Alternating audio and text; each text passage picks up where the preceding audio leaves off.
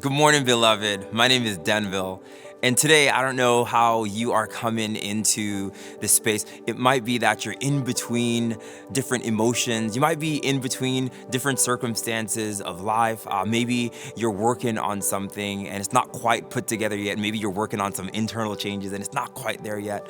I want to share with you in the Bible, there are these people who find themselves in the middle of these two things, that we're not quite where we want to be and we're not quite where we were. We're in this uncomfortable middle. In the book of Malachi is the last book of the Old Testament. So it's like at the end of the Old Testament, and they're getting ready to open up the New Testament, and they're literally in between what God has done and what God is about to do. And in the book of Malachi, this is how it opens up, right? It opens up with these people who they have just come out of a really hard season, and they're looking forward to what God is going to do next. And then God speaks, and then God says to them, this is Malachi chapter 1, verse 2. He says, I have loved you. That's all God says. He's like, I love you. Right? And then the people's response to that is, how have you loved us? Because in the middle of a really hard place, it's hard to see how God has loved you. And what they're saying is that because of where we are, we don't know if you have loved us. And so in the rest of the book of Malachi, God spends his time reminding the people where he has been in their history. And he reminds them of how he's been with them and how he's walked with them. And God's response is not, I'm going to take you out of this horrible middle, this awkward place. In fact, if you stay right where you are, I just want to show you where I've always been in your story. That there's something about being right where you are and seeing that God has been in your story. And God just says, I just need you to see me right where you are. That it's not about getting to the next place or the next thing, but can you find me where you are? A similar thing happens in the New Testament, in the book of Hebrews. These are people who they're wrestling with their faith. They're not sure if they should continue following Jesus. There's some compelling ideas around them, and it's really hard to follow Jesus. And they're wondering, how do we get out of this? Do we turn back or do we go forward in pain? And the writer of Hebrews in chapter 12 says, here's what you ought to do. Continue running, but don't just look around at what you see. He said, fix your eyes on Jesus, because he's the author and the finisher of our faith. That there's something about seeing Jesus in the midst of where you are. Seeing Jesus in the midst of where you are is recognizing that he's always been in your history, that he's brought you to where you are, that if you're alive and breathing today, your journey probably hasn't been easy. But from right where you are evidence that God has been with you. He's carried you. He's the one that gave you rest, and he's the one that woke you up this morning, and your very breath in your lungs testifies to the fact that he's been there. Can you see him? The fact that you've made it through some really hard things, and you didn't give up or give out. You may have slowed down a little bit, but the fact that you've made it through really difficult things testifies to the fact that he's brought you. Can you see him? That in the middle of really hard things, God says, and the writer of Hebrews would say the same, that you just need to stay where you are and see him. So that's our prayer today. Lord, help me to see you.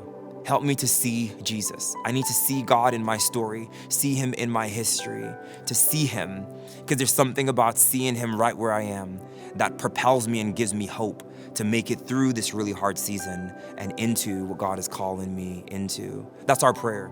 Help me to see you. I need to see you. I need to see Jesus. Let's worship together.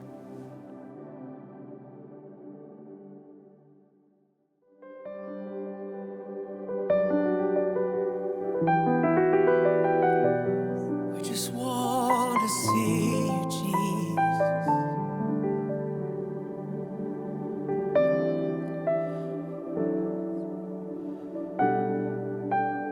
We just want to see you, Jesus.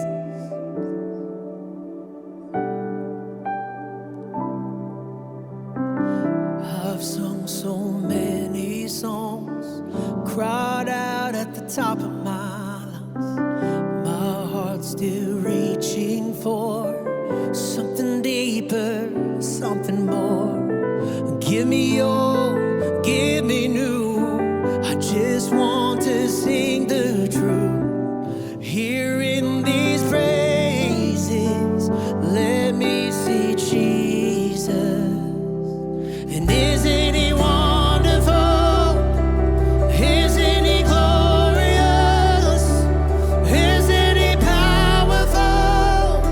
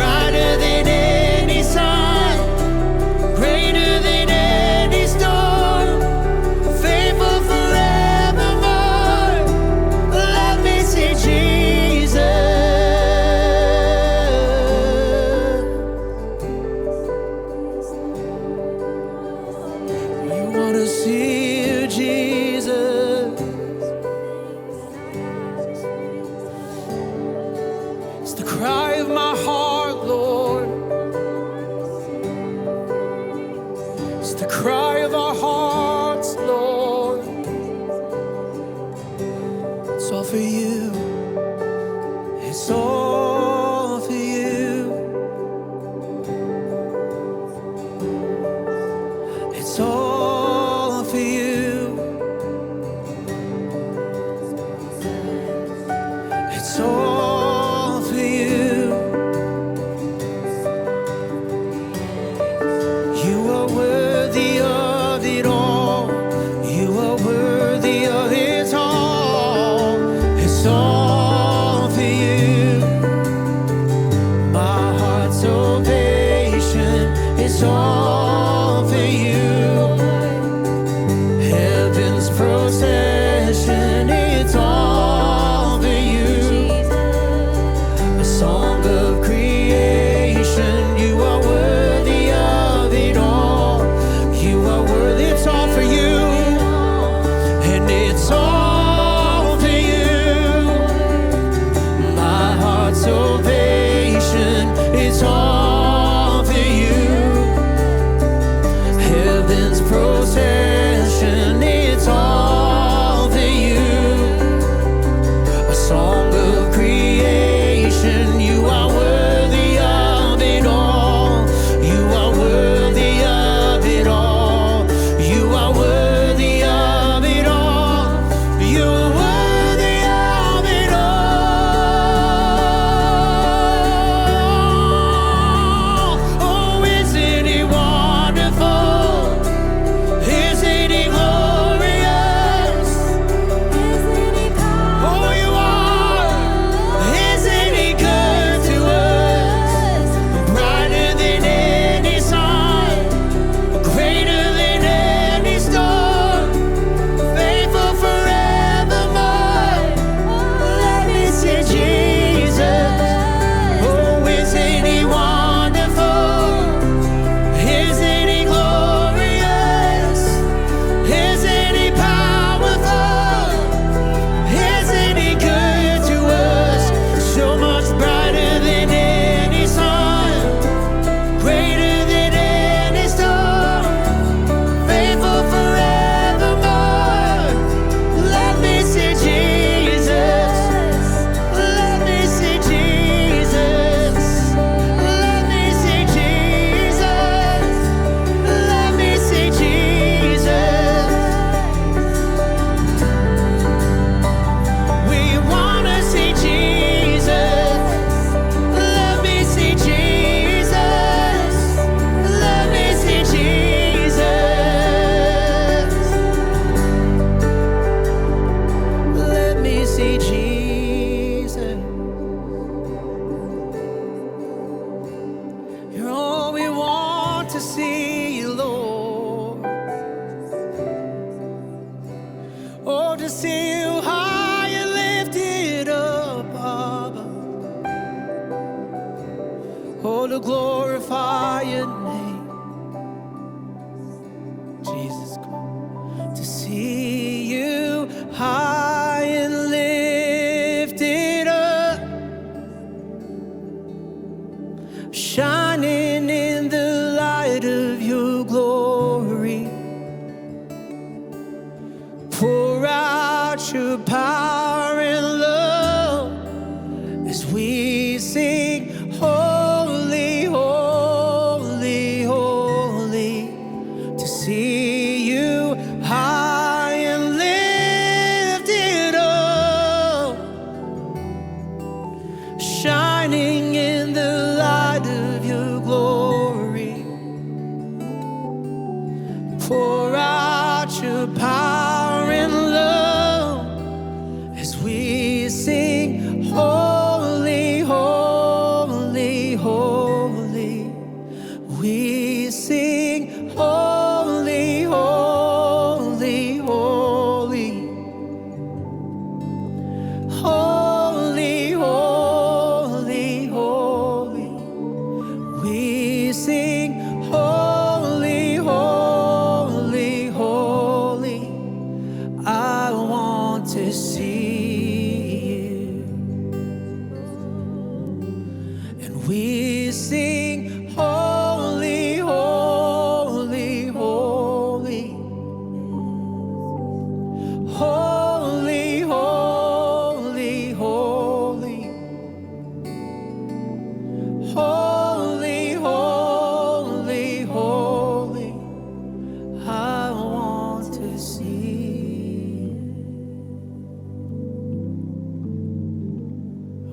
wanna see you, Jesus.